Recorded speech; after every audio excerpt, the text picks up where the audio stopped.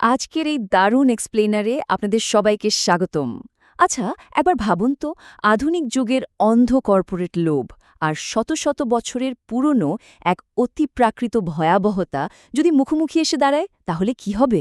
ঠিক ধরেছেন, এক চরম আর রক্তক্ষয়ী সংঘাত। সামান্য একটা তেলের খনন কাজ কিভাবে একটা আস্ত ঘুমন্ত অভিশাপকে জাগিয়ে তুলতে পারে, আজ আমরা ধাপে ধাপে সেই গা শিওরে ওঠার রহস্যেরই উন্মোচন করব। তো চলুন আর দেরি না করে এই অবিশ্বাস্য গল্পে ডুব দেওয়া যাক। ঠিক আছে, চলুন একদম সোজাসুজি ঘটনাটার গভীরে যাওয়া যাক। হোল্টার এক্স অয়েল রিগের সেই রাতের কথা একটু কল্পনা করুন তো।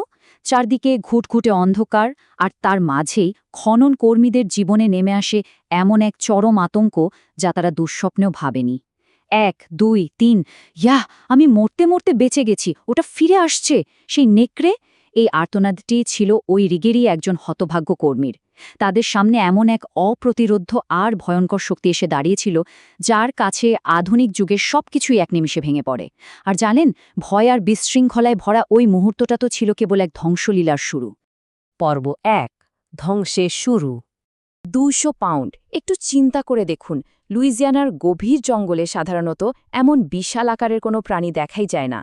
রিগে হামলার পর স্থানীয়রা যখন ঘটনাস্থল পর্যবেক্ষণ করতে আসে, তারা খুব দ্রুতই একটা ব্যাপার বুঝতে পারে, এটা কোনো সাধারণ নেকড়ে হতেই পারে না।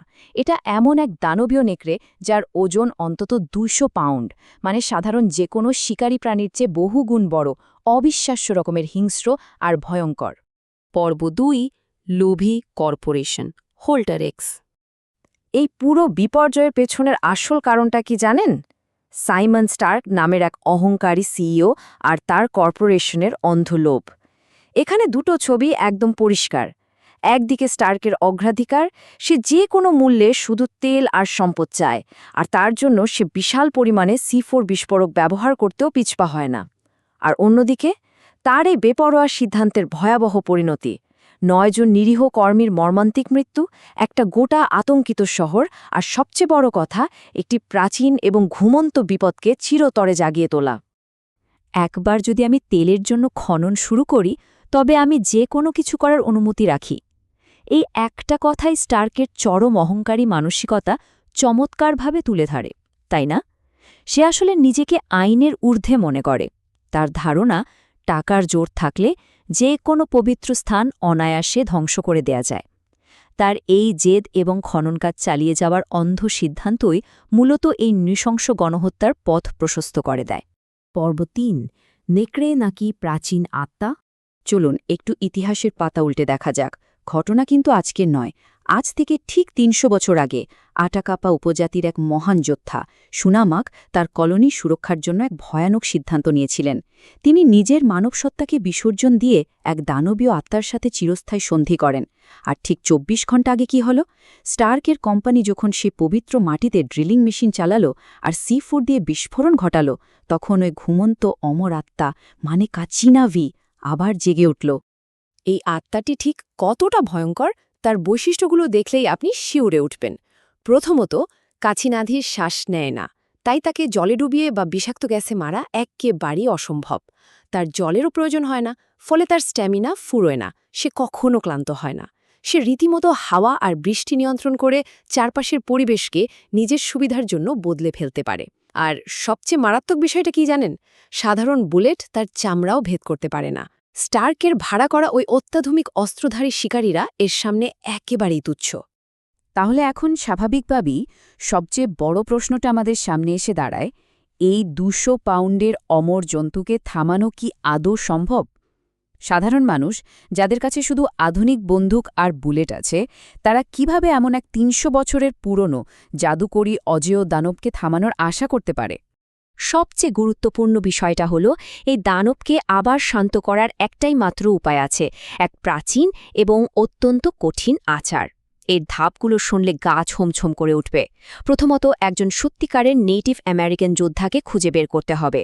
দ্বিতীয়ত, মানুষের হাড় দিয়ে তৈরি একটি বিশেষ তীর বানাতে হবে। আর তৃতীয়ত, প্রয়োজন এক চরম রক্তের বলিদান। হ্যাঁ, একটি জীবনের বিনিময়ে আরেকটি জীবন। জাদুটা যত শক্তিশালী, এর মূল্য ততটাই মারাত্মক। পর্ব 4, মারিয়ার আসল সত্যি। আর ঠিক এখানেই গল্পের সবচেয়ে বড় টুইস্টটা আসে। কর্পোরেট লয়ার মারিয়া বেনেট আচমকা আবিষ্কার করে তার পুরো জীবনটাই একটা মিথ্যা। দত্তক নেওয়ার পুরনো একটা নথি ঘেঁটে সে জানতে পারে তার আসল জন্মদাত্রী মা ছিলেন চক্ত উপজাতির। আর সবচেয়ে চমকপ্রদ তথ্য হল সেই নিজেই হল ওই আটাকাপা উপজাতির বংশধর। শুধু তাই নয়, এই পৃথিবীতে সেই হল ওই বংশের শেষ জীবিত সদস্য। আমি শেষ আটাকাপা। একবার ভাবুন তো, এই হিমশীতল সত্যিটা যখন মারিয়া উপলব্ধি করে তখন তার মনের অবস্থা কেমন হয়েছিল। এই পরিচয়ের সাথে সাথেই এক বিশাল এবং মারাত্মক দায়িত্ব এসে পড়ে তার কাঁধে। সে বুঝতে পারে ওই অজেয় দানবকে থামানোর একমাত্র ক্ষমতা এখন শুধু তার এবং কেবলমাত্র তারই হাতে। শেষ পর্ব, রক্তক্ষয়ী সংঘাত এবং সমাপ্তি। পরিস্থিতি যখন চরম আকার ধারণ করে তখন দেখা যায় মানুষের ভেতরের রূপটা কত কুৎসিত হতে পারে। একদিকে যখন কাসিনাভিয়ার শহরের মানুষদের ছিন্ন ভিন্ন করছে, অন্যদিকে সাইমন স্টার্ক নিজের অবৈধ কর্পোরেট চুক্তি বাঁচাতে অত্যন্ত ঠান্ডা মাথায় লোকাল চিফ টার্নারকে খুন করে বসে। স্টার্ক প্রমাণ করে দেয় যে তার এই কর্পোরেট লোভ ওই দানবের নখের চেয়েও বেশি ভয়ঙ্কর। চলুন দেখি কিভাবে এই ক্লাইম্যাক্সটা তৈরি হয়। আধুনিক সমস্ত অস্ত্রপাতি পুরোপুরি ব্যর্থ। স্টার্কের ভাড়া করা শিকারীদের দল জন্তুটির হাতে আক্ষরিক অর্থে নিশ্চিহ্ন হয়ে যায়। স্টার্ক কোণঠাসা, তার পালানোর আর কোনো রাস্তাই খোলা নেই। আর ঠিক সেই চরম বিশৃঙ্খলার মুহূর্তে মারিয়া তার প্রাচীন রক্ত আর মারাত্মক নিয়তিকে স্বীকার করে নিয়ে সামনে এগিয়ে আসে। অবশেষে সেই চূড়ান্ত মুহূর্ত, প্রাচীন কাচিনাভি অহংকারী সিইওর ওপর তার নিষ্ঠুর প্রতিশোধ ঠিকই আদায় করে নেয়। সাইমন স্টার্কের চরম এবং হিংস্র পরিণতি ঘটে ওই জন্তুটির হাতে। প্রকৃতি আর পবিত্র আত্মার সাথে বেইমানি করার ফল তাকে নিজের জীবন দিয়েই চোকাতে হয়। অন্যদিকে প্রকৃতির ভারসাম্য ফিরিয়ে আনতে মারিয়াকে তার এই ভয়াবহ ভাগ্যকে মেনে নিতে হয়। পুরো এক্সপ্লেনারের শেষে এই একটা গভীর প্রশ্নই কিন্তু আমাদের চিন্তায় ফেলে দেয়। পবিত্র প্রকৃতিকে ধ্বংস করে শুধু মুনাফার পেছনে দৌড়ানোর এই আধুনিক কর্পোরেট মানসিকতার আসল মূল্যটা আসলে কি? যখন মানুষের এই অদম্য লোভ প্রকৃতির প্রাচীন আর অনমনীয় ন্যায়বিচারকে চ্যালেঞ্জ করে, তখন তার পরিণতি ঠিক কতটা ভয়াবহ হতে পারে তা তো আমরা দেখলামই। এই চরম সত্যটা আমাদের সবার মনে রাখা উচিত। আজকের মতো এখানেই শেষ করছি। নতুন কোনো এক্সপ্লেনারে আবার কথা হবে।